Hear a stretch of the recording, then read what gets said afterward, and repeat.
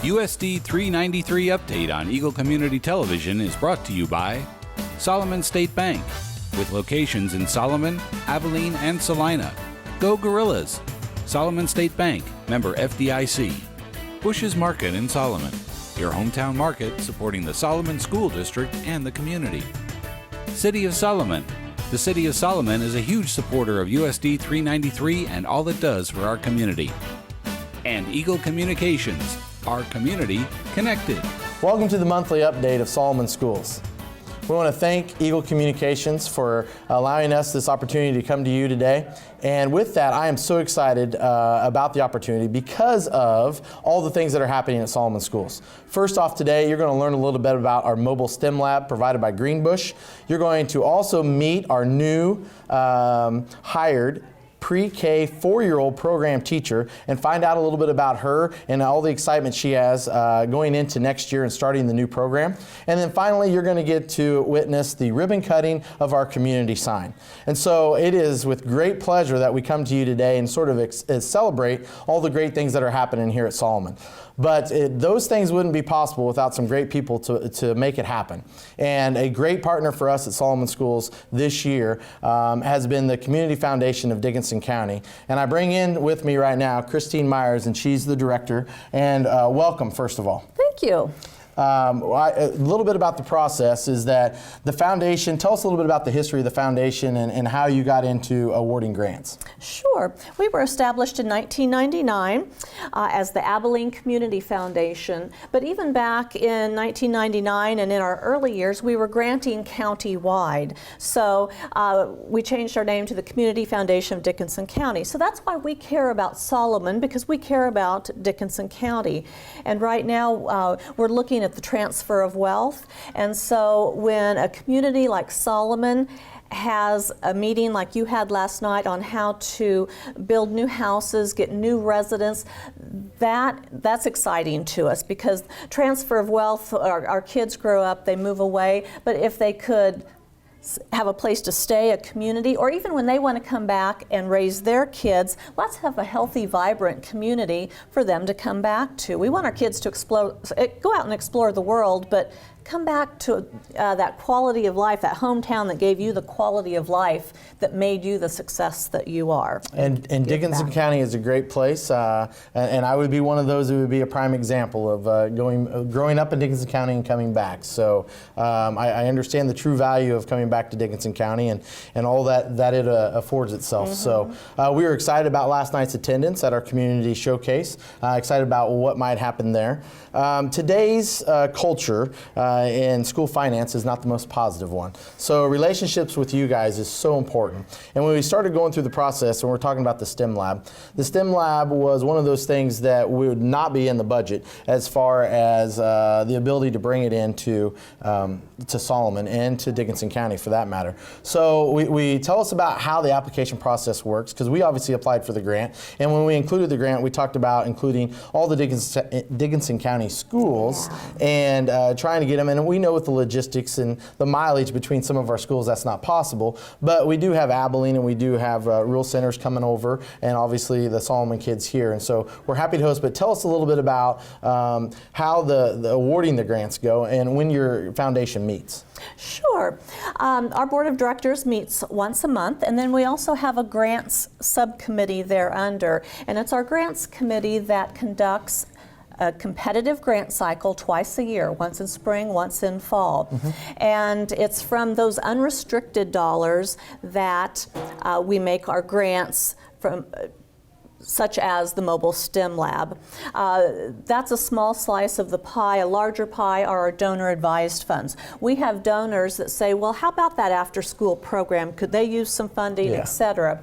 So back to our twice-a-year competitive grant cycle, we're always looking for those new ideas. Exactly like the STEM lab, you had the energy, the drive, wanted to get it here, but just needed a little infusion of cash. And so that's a role the Community Foundation can play in supporting our school systems here in Dickinson County.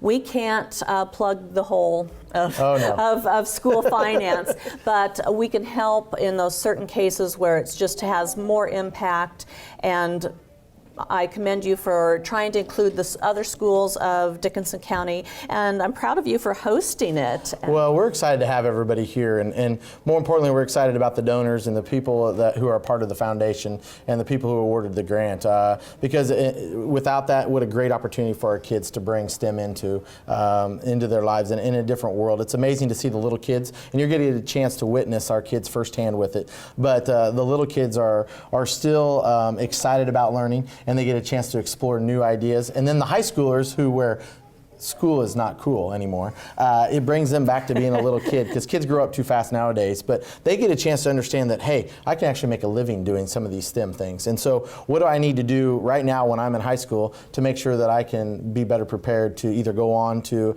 advanced degrees or technical or wherever they might need to go to get that training. So without the foundation support, this would not be possible. So I wanted to make sure that we said thank you to that. And also, while you're here though, on the community standpoint, we had a strategic plan, and we lost our newspaper last year, and it's unfortunate because it was a communication tool for our whole community.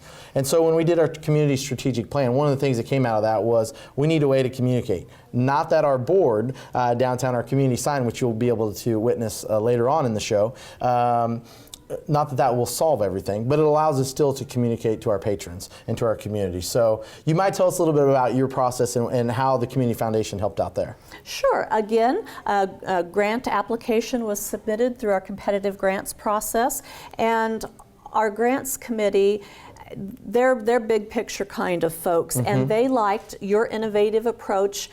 What they really liked was that you had a strategic plan. I'm involved in so many groups that have strategic plans. But who's actually working those plans? You guys are, and so we're so proud to be a part of that with the community sign, because we were friends of your local newspaper as well, and so we miss them dearly. But at least with the sign, it's used for community information sharing, but also we liked the economic development piece of it as well. And the Community Foundation of Dickinson County, we're really into Eco-Devo and what we can do to make our schools better, our communities better, again, to attract those hometown kids. And I'm one too. I graduated from Chapman, moved back as an adult. So we'll wave that banner. But it is to keep the quality of life as we knew it when we were growing up.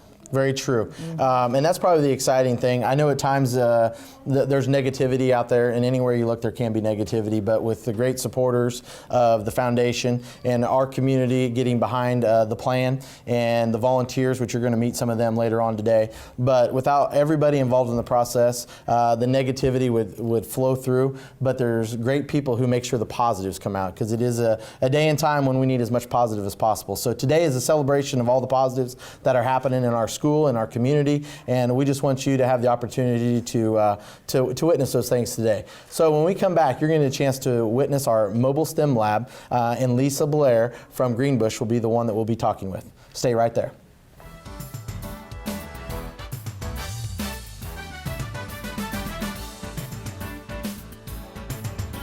Welcome back. I'm excited to have with me Lisa Blair from Greenbush, and she is the director of the Mobile STEM Lab. And right now in front of us is robotics that you're going to get a chance to see here in a minute. And so we've got a live robot going on right in front of us. So we're going to ask Lisa a few questions. First of all, Lisa, for those that aren't aware, what does STEM even stand for? Okay, so STEM stands for S is science, T is the technology, E is engineering, and M is the math. And so what we're doing with the STEM lab is pulling all those components together to introduce students to STEM and computer science. So tell me a little bit, how did Greenbush get into how did Greenbush come up with a mobile STEM lab and the concept of it, and how long have you been doing it? Okay, great. We have several different components to our mobile STEM lab. And we have had, probably for the past 10 years at Greenbush, been working with students on computer science and the STEM-related field. What we decided to do a year ago is to pull all of our equipment and all of our resources together to pull together this mobile STEM lab And rather than bringing students to Greenbush, we really wanted to bring the material on the road so that we were able to hit schools throughout the state of Kansas. So it was just kind of a vision that Rich White and I had worked on along with the administrative team at Greenbush. And in October, we decided it was time to roll it out. So that's really kind of where it started. Now, the noise you're hearing is not our students. They're all okay. It's actually the robot underneath us. So you'll get a chance to see who he is in a minute. A little bit more about the STEM lab, and tell me some things that they do from at a kindergarten and a first, second grade level, all the way up to the seniors who think, school isn't really cool. Okay, great. So we actually start this program in preschool. And the robots that we have, and we worked with this morning, the Finch robots, we will take these into a preschool classroom, have the students working on programming an A-B pattern. And we actually work with the programming on these from preschool all the way through high school, getting into more complex levels. In addition, we have Minecraft engineering. Yesterday we had a group of second graders who were constructing Chinese gates in Minecraft. We have Hummingbird robotics. And with that, we also pull in game development using Scratch. We can do that again at the primary level, but it gets more complex as we go through the high school level. We do Lego engineering, Mindstorm robotics, code.org. We have obviously the Now robot. We have laser cutters, 3D printers. Basically anything that we can think of, we're going to pull in here, and we can adapt it in some way to use at the primary level all the way through the high school level. Well, Lisa, without you guys and the mobile lab, and then obviously, like we mentioned before, the Community Foundation Dickinson County making it possible, but these are opportunities that here at Solomon, there's no way we could possibly go out and buy all the equipment needed to provide those opportunities. We just hope that down the road, they gets them engaged in STEM and keeps them engaged in the classroom. So, well, I want to thank you and your team for coming out and for Greenbush for even thinking about the mobile lab. Absolutely. I think it's a great opportunity. And hopefully we'll see future engineers down the road from Solomon. What do you guys think? Yeah. All right. When we come back, you're going to get a chance to meet our preschool teacher for next year. So stay right there. Just one question for you students. What does the fox say? Okay, well, he's going to start showing off here now in a second, okay? He's going to flex his muscles. So, now, he's kind of being ornery today when you listen to him. He dabbed. Yeah, so this is every time I try to tell you guys something, he interrupts, okay? Hi, robot. So, up here is how, if you right click and left click, and this is the little control in the center, so this is how we can control him. But what he's doing right now is running through a program. So you guys know when I put that program on the board for you, color, down the line, color, down the line, color, and then a dance. So that was programmed in. So what he's doing now is the same thing.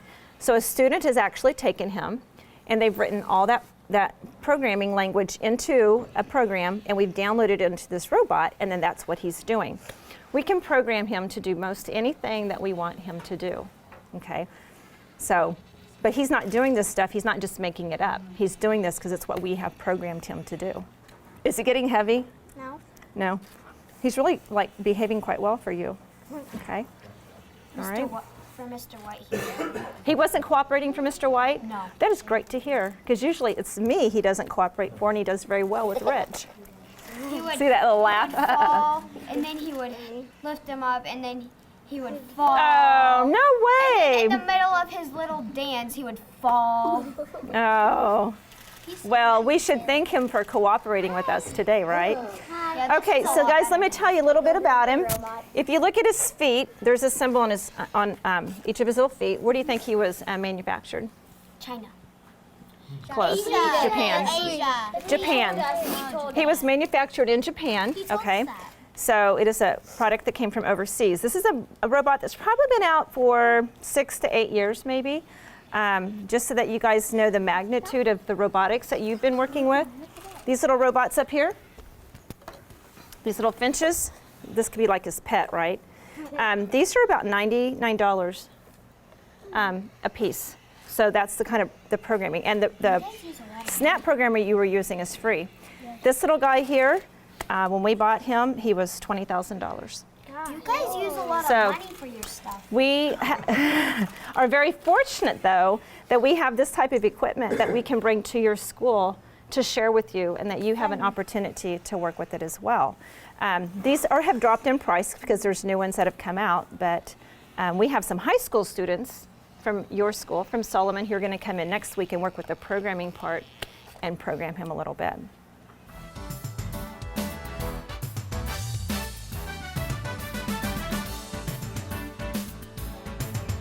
Welcome back. Excited to be in the preschool area for next year. Currently, this is our kindergarten room, and next year it'll be our 4-year-old pre-K program. And with me is Kelly Marsh, who is our newly hired preschool teacher. And so to put the rumors at rest a little bit, and when the board has finally made a decision on what we're going to do, and we've bounced around ideas on whether it should be 4-day, 5-day, how much the cost should be. And so at the last board meeting, we did vote, and we did approve the handbooks, and so those are available. Enrollment is open right now, so if you're interested, feel free to call the school or email us, and we'll get the information needed to you. But some highlights of it: it is a 5-day program. For full pay, it is $150. If you fill out a free and reduced app and you qualify, the reduced price is $75 per month. And then, of course, if you qualify for free, then it would be free for you to come to Solomon's 4-year-old program.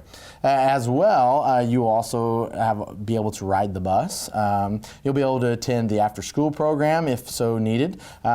Times will be drop-off anywhere from 7:45, 8 o'clock, but no later than 8:15 is what we ask. And then pickup is 3:15.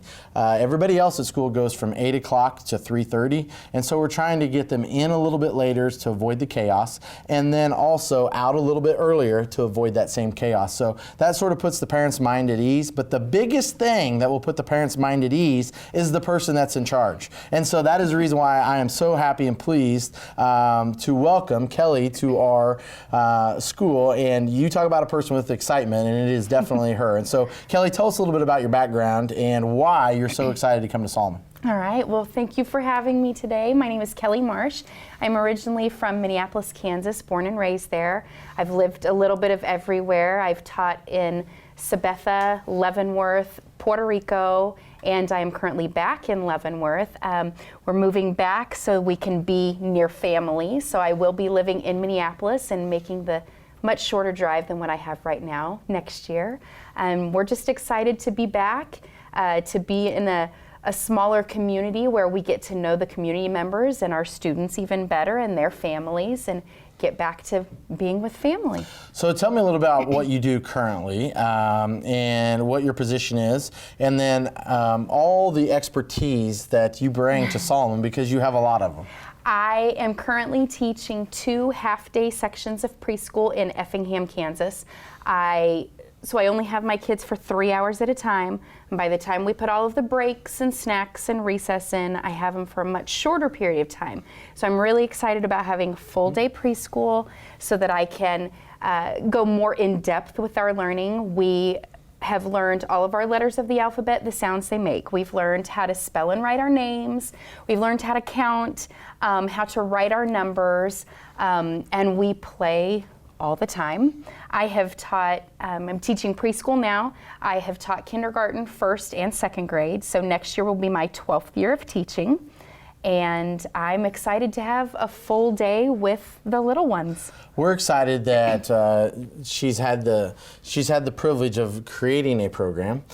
She's also has the years of experience that she's going to bring to Solomon. We're currently standing in the kindergarten room, and if you've been to Solomon, we have dividers that go between each room, and so we're actually going to open up the dividers, and she's going to have full access to both sides of the kindergarten room. They have their own bathrooms. They'll have an opportunity to still have nap time.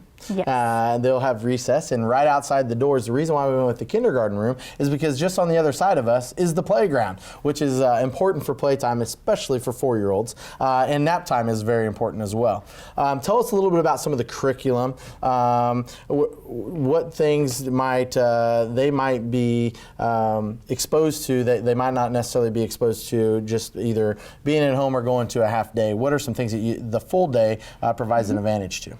We are going to have a lot of playtime.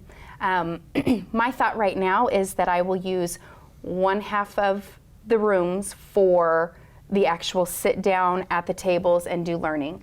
And then the other half, the other classroom, will be for playtime centers, coloring, napping, all of the little bit messier, little bit louder things. We will go into the alphabet, of course. We'll learn all of our letters. We'll learn the sounds they make. We will learn beginning sounds, ending sounds. We'll be able to count a little higher because we will count the days that we've been in school. We'll be able to write our numbers, write our names. We'll work on spelling our last names because that's pretty important. It is important. And we will play the entire time that we're doing it. So one of the things that we're also excited about is not only will Kelly have the opportunity to create the program, but the other part is that because we're in a K-12 facility, they're going to have the opportunity to be exposed to art. They're going to go to the library and have reading time with Mrs. Cochran 2 or 3 times a week. I'm not quite sure how many times. And then they're also going to go to PE with our PE instructor, with Mrs. Cope, and have that opportunity as well. So we're not going to, as they would say, throw them to the wolves and say, here you go, bell to bell, in the seat learning. They're going to be exposed to so many different social environments to where they're going to learn to get along with others, not only academic-wise, but also in a social setting, in PE and art, in the library, and just an opportunity for them to learn and grow. And that's what it's about. Tell us a little bit about what you would expect when they would leave preschool, how they'll be prepared for kindergarten. Being in a full day preschool in a already K through 12 environment, they will go into kindergarten knowing more of the rules. So it won't take as long when they get into kindergarten the next year to establish classroom rules, hallway rules, lunchroom rules, things like that. They'll know each other, they'll know how to play with each other, they'll know how to share, they'll know what's expected of them when they're out in the rest of the building, not just in the classroom. We will talk a lot about respecting other people. So we'll talk about how we have to be quiet when we're in the hallway because there are other classrooms learning. And so we'll learn a lot of the social skills for when they do go into the kindergarten, first grade, that they'll be able to take on with them.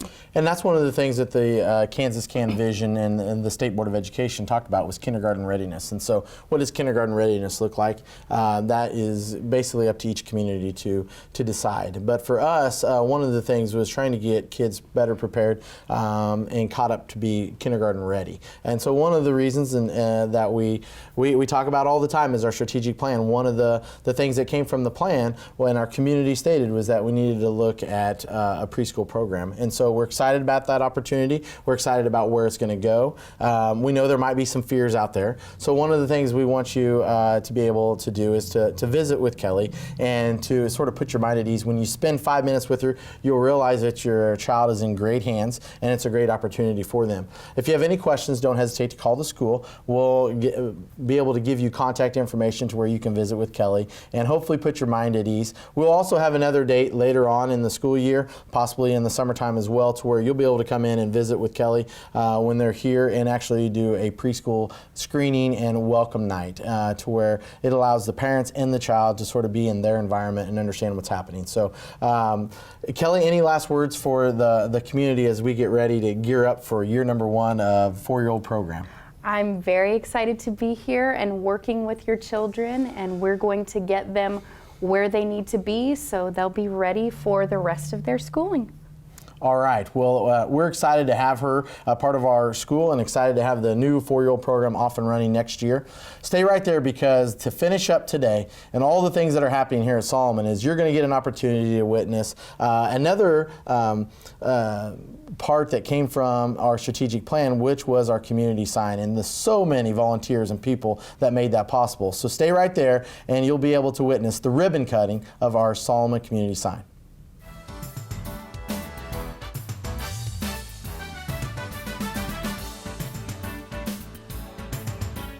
Welcome back to the final section of the USD 393 update.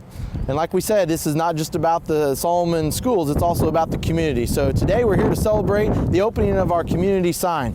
And there are several volunteers, businesses, people who made this possible. And I'm going to turn that over to Booster Club member and one of the persons that put a lot of labor into it, Brad Hammond. So Brad, tell me a little bit about who all was responsible for making this happen. Well, to start out with, the City of Solomon and the Solomon School District were the first primary donators and came up with the idea, and were the contributors to get that started. From that point on, we had a number of local businesses, the Solomon State Bank, the Booster Club itself, the Parent-Teacher Organization, the Rec Commission, Purvis Law Office, Solomon Corporation, who am I missing? The Community Foundation was a big one too, Dickens County Community Foundation, don't want to forget them, and Solomon Corp. So we had a couple private donors as well. The Masonic Lodge across the street here was a donor. So we had a lot of community support, that financial support that went in to make this possible. Well, like we mentioned earlier in the update, one of the great things is that it was a community coming together, and we lost the newspaper last year, and so this is one of the things that came from the community in our strategic plan. And like we talked with Christine Myers from the foundation earlier, with their support and with everybody else that you just mentioned, this wouldn't have been possible. So it's great because it was community driven, and it's great. These guys here that are holding the ribbon right now are the ones who put a lot of blood, sweat, and maybe a few tears behind the scenes that we didn't see, but they definitely put all their time and effort into making this possible. So we want to thank everybody. Brad, what all events can we put on the sign? We can put any community event on the sign that is non-commercial. The sign was not designed to promote business or commercial events, but anything related to the school, to the city, to the churches, to recreation events, pretty much anything that has to do with community. Recognitions, students of the month, or community leaders in town, city commission meetings, you name it. So pretty much anything that was in a newspaper that's not an advertisement or promotes a commercial event. So, and you can also submit any of your requests for the board to solomonsign@usd393.net. So once again, solomonsign@usd393.net. Now, before we get to the cutting of the ribbon, tell us a little bit about the design. And when you get up close, and you can't see it from here, but you'll actually see some special bricks behind us. So tell us a little bit about the design and the bricks. The sign itself is kind of twofold. We came up with the design idea off of one that we'd seen in another community in Kansas. And through our conversations at our meetings with that, we also had a program in Solomon where we recognized past city leaders or city officials such as fire chiefs, firemen, and such that have retired. Those bricks used to be down on Main Street in front of the city office. So we decided to make this sign kind of twofold. It's not only an informative sign, but in the middle of the sign we have a number of bricks that have names and years of service and recognition on them to remember some of those people. Some of them, many of them are no longer with us, that have passed on. Some of them are still living in the community, but it's a tribute to those people that have dedicated their time and efforts to the community. That is an outstanding tribute, and one that obviously will be recognized forever and ever. Now with us here is Wade Walker, who put a lot of time into it as well, Brad Hammond, the mayor of Solomon, Hunter McMillan, and then Solomon Fire Chief, Randy Payton, and the actual computers behind and the brains behind the board. So he's had to come up here and make sure we could actually network it and make it all happen. So we want to thank all these guys and the other people who came out and helped put some time and effort into making this possible. Because without the volunteers, this was not something that could have been done for sure. So Hunter, if you would, guys, we want to give him a countdown. Count back from 3. How's that sound? 3, 2, 1. And it's official. And it's official. Once again, we want to thank everyone for coming out. This month has been a celebration of Solomon Schools, Solomon community, and all the great things that are happening. Stop in, check us out. It's an exciting time to be here at Solomon. Until next month, we'll see you. USD 393 update on Eagle Community Television is brought to you by Solomon State Bank, with locations in Solomon, Abilene, and Salina. Go Gorillas! Solomon State Bank, member FDIC. Bush's Market in Solomon, your hometown market supporting the Solomon School District and the community. City of Solomon. The City of Solomon is a huge supporter of USD 393 and all it does for our community. And Eagle Communications, our community connected.